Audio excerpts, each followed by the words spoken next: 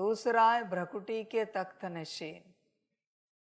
बच्चे सदा अपनी सीट पर सेट रहते हो, विराजमान रहते हो।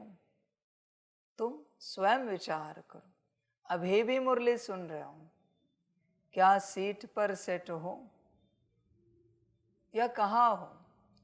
तुम्हारा कॉन्शियसनेस कहाँ पर है बच्चे? तुम्हारा अस्तित्व कहाँ पर है?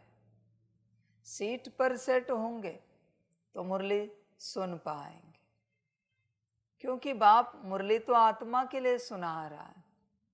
और अगर तुम उस अवस्था में नहीं हो तो मुरली तुम में नहीं उतर पाएगी, तुम सुनकर भी नहीं सुन पाओगे। उस अवस्था में आ जाओ। मुरली सुननी है ना, शक्ति लेनी है, तो उस अवस्था में आ जाओ। और ना सिर्फ मुरली के लिए, सदा के लिए। तुम आत्मा हो ना, सितारा हो, तो सदा के लिए इस स्मृति में रहना चाहिए। स्मृति बदले क्यों, चेंज क्यों हो कि तुम नाम रूप हो, कुछ हो? बच्चे विचार करो अपने से, स्वयं विचार करो। सदा के लिए तुम अपनी सीट पर सेट रहते हो, भ्रकुटी के तख्त नशीन। सदा बच्चे, ऐसे नहीं कि जब मैं याद दिला रहा हूं मुरली में, ऐसे नहीं कि जब गीत बज रहे योग के और उन गीतों के द्वारा तुम्हें याद दिलाई जा रही, कोई मिलन है, कोई भट्टी है, तुम्हें याद दिलाई जा रही, स्मृति दिलाई जा रही। ऐसे नहीं, तुम अपने से उस स्मृति में रहो। सदा विचार करो बच्चे, तुम रहते हो क्या अपने से सदा उस स्मृति में? स्वयं से विचार करो। तुम आत्मा हो ना, तो आत्मिक स्थिति में सदा रहना चाहिए। आत्मा नहीं हो तो बात निराली है बच्चे, पर हो तो आत्मा ना, तो सदा स्मृति में रहना चाहिए। बच्चे ध्यान में रखना, संगम पर अगर आत्मिक स्थिति में नहीं आ पाए, सोल कॉन्शियसनेस स्टेट में नहीं आ पाए, तो बच्चे कल्प में बॉडी कॉन्शियसनेस कड़ा हो जाएगा, कुछ नहीं कर पाओगे, कड़ा हो जाएगा बॉडी कॉन्शियसनेस अगर उस स्टेट में आप नहीं आ पाए तो। संगम पर बच्चे होश में आ जाओ। संगम मिला ही है हमें हमारी अवस्था में आने के लिए, पर बच्चे संगम पर हम क्या कर रहे हैं? क्या हम हमारी अवस्था में आने का पूरा प्रयास कर रहे हैं, पूरी कोशिश कर रहे हैं, या फिर बस संसार को ठीक करने में लगे हुए? विचार करो, संगम पर हम कर क्या रहे हैं? स्वयं से विचार करो। सारी समझ की बातें हैं बच्चे, होश में आ जाओ। संगम मिला है होश में आने के लिए। अभी भी इस संगम पर तुम्हें क्या लगता है? तुम्हारे माता पिता कौन हैं? क्या लगता है संगम पर? विचार करो। तुम अभी भी कौन से संबंधों में अटके हो संगम पर? तुम्हारा घर कौन सा है? तुम कौन हो? तुम्हारा परिवार कौन सा है? संगम पर क्या लगता है अभी भी? बच्चे तुम कहते हो कि तुम ज्ञान में चल रहे हो, पर बच्चे इनमें से कोई होश ही नहीं है तुम्हें संगम का, कि तुम कौन हो, तुम्हारा कौन है, तुम्हारा घर कौन सा है। सभी बच्चे कहेंगे हाँ बाबा पूरा होश है। तो बच्चे बेहोश क्यों हो अपने लौकिक संसार में? होश वाला बेहोश नहीं रह सकता।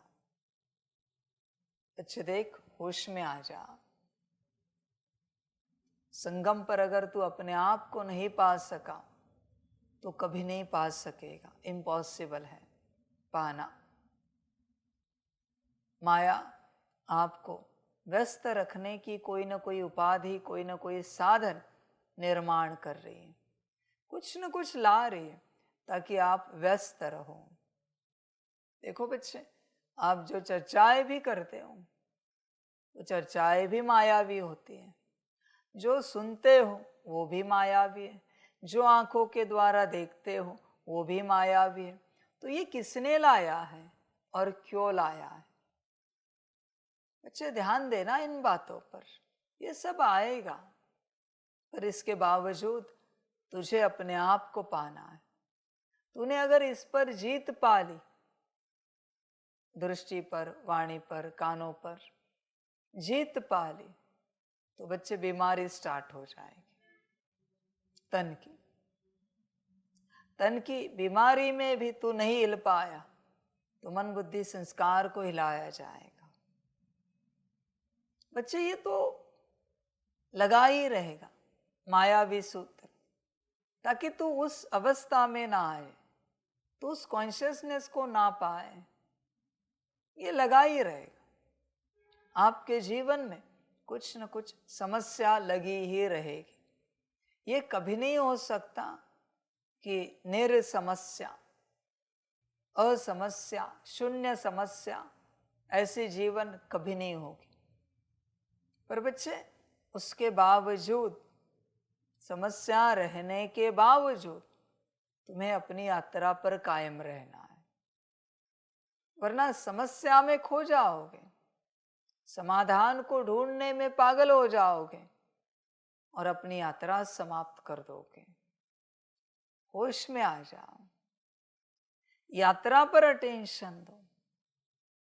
तुम इस मार्ग पर क्यों आए हो? इस मार्ग पर आने का, चलने का मुख्य उद्देश्य क्या है? अपने आप को पाना। तो क्या उस उद्देश्य की ओर आप चल रहे हो? विचार करो। या फिर बस ऐसे ही चल रहे हो? अपने आप को पाने का सारे दिन भर में कितना प्रयास करते हो? भोजन को पाने का कैसे प्रयास होता है? नींद को पूरा करने का कैसे प्रयास होता है? शरीर की हर व्यवस्था करने का कैसे प्रयास होता है? फिर स्वयं की व्यवस्था का क्या? स्वयं की पूर्णता का क्या? बच्चे विचार कर, शरीर के पीछे ही पड़ा है सुबह से लेकर रात तक, और नींद में भी। किसी को कभी कोई सपना आया है क्या?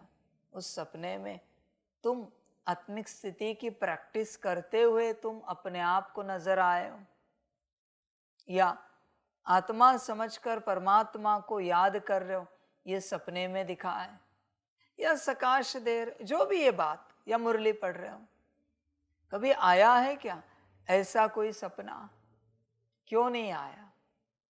क्योंकि वो तुम्हें अच्छा नहीं लगता। समझ है बच्चे? होश में आ जा। सारा समय तेरा देह के पीछे जाता है, सारे देह के सपने, सारे के सारे। बच्चे देख, देह की व्यवस्था के लिए तो कितना समय गवाता है, कितना, तुझे कल्पना भी नहीं है। देह के पीछे जीवन कट रही है। बच्चे ये जानवर हो गए, जानवर समान। जानवर भी अपनी देह के पीछे ही समय काटते हैं, उन्हें अपने कॉन्शियसनेस की नहीं पड़ी है, कोई लेना देना भी नहीं वो कौन है, बस खाना पीना व्यवस्था, इसी के पीछे दौड़ते हैं। तू भी एक समान है बच्चे, सुबह से लेकर रात तक और नींद में भी एक ही बात के पीछे दौड़ रहा है। देह, देह के संबंधी, उनकी व्यवस्था। बच्चे देख, होश में आ जा। यात्रा अलग है। तुझे खबर भी नहीं है तू क्या कर रहा है। तू बैठा है, पैर दर्द कर रहा है, पर तुझे कभी होश नहीं आया आत्मा, मन, बुद्धि, संस्कार दर्द कर रहे हैं इतने लंबे समय से। थोड़ा समय बैठे पैर दर्द करे तो तू डिस्कम्फर्ट फील करता है। अंदर की किसी भी बात को लेकर तुझे कभी डिस्कम्फर्ट फील नहीं हुआ बच्चे? कि तेरी बुद्धि शुद्ध नहीं हुई, मन शांत नहीं हुआ, संस्कार पवित्र नहीं हुए? कभी डिस्कम्फर्ट फील नहीं हुआ आपको? आप आत्मिक स्थिति में नहीं आ पाए, डिस्कम्फर्ट फील नहीं हुआ? विचार करो, बिना आत्मिक स्थिति के आपको कंफर्ट कैसे लग सकता है? बच्चे विचार करो अपने से, कभी बेचैन नहीं हुआ तू? आत्मिक स्थिति में नहीं आ पा रहे इस बात को लेकर? बच्चे होश में आ जा। बाप किसे देख रहा है? भ्रकुटी के तख्त नशीन हो आप। बच्चे नहीं होंगे तो बाप की दृष्टि आपको नहीं मिल पा रही। बाप बस आत्माओं को दृष्टि देता है। तू आत्मा है ये तुझे लगता है, पर तेरी आत्मा कहां पर है? लगने से कुछ नहीं होता बच्चे। हर किसी को लगता है हम आत्मा है। आत्मा कहाँ है? पर एक ही सवाल है, आत्मा कहाँ है? समझ की बात है सारी। देख बच्चे, होश में आ जा। भ्रकुटी के तख्त नशीन है, विचार कर।